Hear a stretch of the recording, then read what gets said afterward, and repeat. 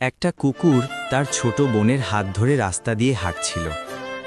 দুজনেই ছিল ক্লান্ত, তবুও একসাথে থাকলেই ভয় কম লাগত। হঠাৎ পিছন দিক থেকে একটা গাড়ি খুব জোরে এসে তার বোনটাকে ধাক্কা মেরে ফেলে দিল। রাস্তার মাঝখানে পড়ে রইল ছোট্ট শরীরটা। বড় ভাইটা চিৎকার করে কাঁদতে লাগল, বোনটার নাম ধরে ডাকতে লাগল।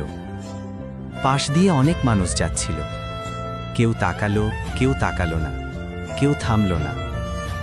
কুকুরটা মানুষের পায়ের কাছে গিয়ে কাঁদল, মুখ তুলে সাহায্য চাইল, কিন্তু কেউ তাকে সাহায্য করল না।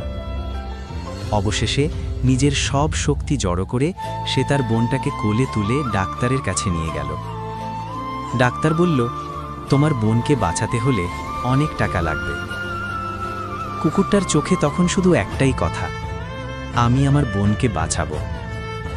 সে কাজ করল, দিনে রাতে, রোদে বৃষ্টিতে, ছোট ছোট কাজ করে একটু একটু করে টাকা জোগাড় করল। অবশেষে সে সব টাকা ডাক্তারের হাতে তুলে দিল। চিকিৎসার পর একদিন বোনটা চোখ খুলল। বড় ভাইটা কাঁদল, কিন্তু এবার সেটা ছিল আনন্দের কান্না।